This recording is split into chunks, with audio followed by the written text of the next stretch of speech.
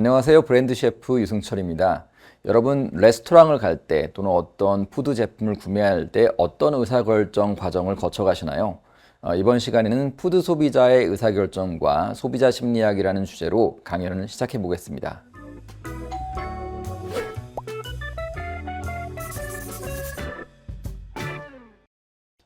오늘의 메뉴 소개해 드리겠습니다. 첫 번째, 푸드 트렌드 읽기가 왜 중요한지에 대해서 배워보려고 합니다.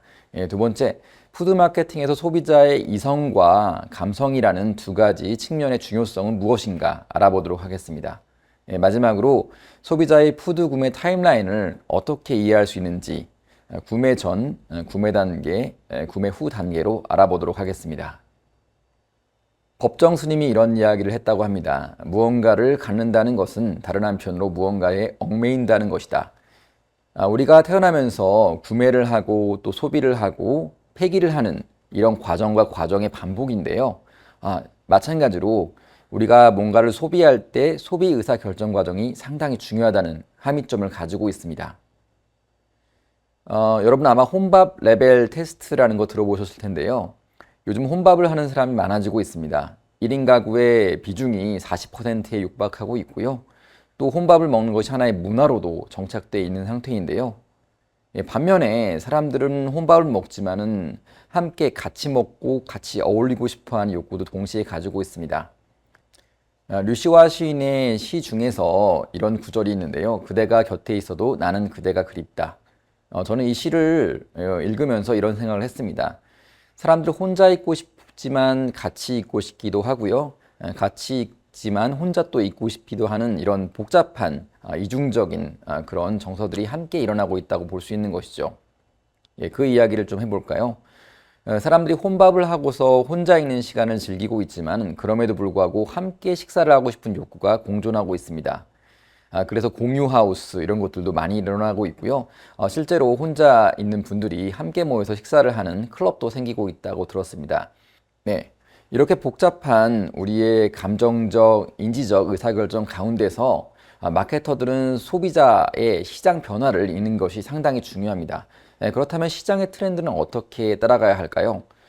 따라간다고 표현하기보다는 변화를 빨리 읽어낸다고 말하는 것이 더 좋을 것 같습니다. 변화를 제대로 읽어내는 기업이 되고 마케터가 되어야지 경쟁적 시장에서 살아남을 수 있는 것이죠. 하지만은 일반적으로 선발주자가 나타나서 시장을 완전히 장악해버리고 이러한 추세를 본 다음에 후발주자들이 따라가는 그런 형태가 상당히 많이 있습니다. 현명한 마케터가 되는 것이 시장에서 상당히 중요하다는 함의점을 가지고 있는데요.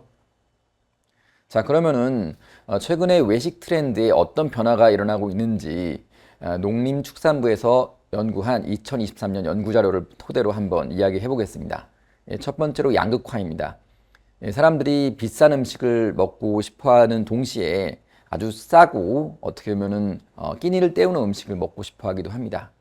두 번째로 경험이 곧 소유입니다. 아주 좋은 음식, 오마카세 레스토랑 이런 곳에 방문해서 SNS로 음식 먹은 경험을 공유하면서 또 이것을 통해서 자기의 소유 그 자체를 전달하고 즐기고 있습니다. 세 번째로 건강도 힙하게입니다. 건강을 추구하지만 그래서 오가닉 음식들을 먹고 있지만 그럼에도 불구하고 패셔너블하고 좀 더 사람들에게 보여줄 수 있는 그런 형태를 추구하고 있는 것입니다. 마지막으로 휴먼 테크놀로지인데요. 여러 가지 기계들, 예컨대 뭐 레스토랑에 있는 키오스크랄지 아니면 기타 배달 로봇이랄지 앱이랄지 이런 것들을 쓰고 있지만은 그럼에도 불구하고 이런 것들이 보다 인간화한 형태로 만날 수 있기를 고대하고 있는 것입니다. 이처럼 마케터들은 변화하는 외식 문화, 식품 소비에 대한 문화를 제대로 읽고 대처하는 것이 상당히 중요하다고 볼 수 있겠습니다. 자, 그럼 몇 가지 사례를 통해서 소비자의 트렌드 변화, 식문화의 변화를 이야기해 보겠습니다. 여러분은 김을 어떻게 드시나요? 김이라고 하면은 보통 식사를 할 때 같이 먹는 반찬으로 이해할 수 있겠는데요. 이제는 김이 단순히 반찬이 아니라 간식, 부가식 또는 술을 먹을 때 안주로 소비가 되고 있습니다. 그러다 보니까 김의 포장지조차도 재미있는 형태로 변화하고 있는데요. 이런 것들은 트렌드를 반영해서 마케터들이 적극적으로 대응했다고 볼 수 있겠습니다.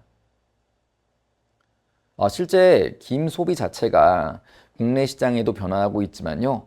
세계 시장에도 여러 가지 반향을 주고 있습니다.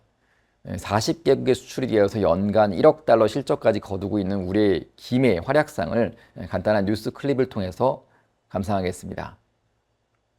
전남 목포의 한 조미김 가공업체가 국내 처음으로 김 연간 수출 1억 달러를 달성했습니다. 코로나 여파 속에서도 김 수출은 꾸준히 증가하면서 전남의 100만 달러 이상 수출 기업 30곳 중 5곳은 김 수출 기업으로 조사됐습니다.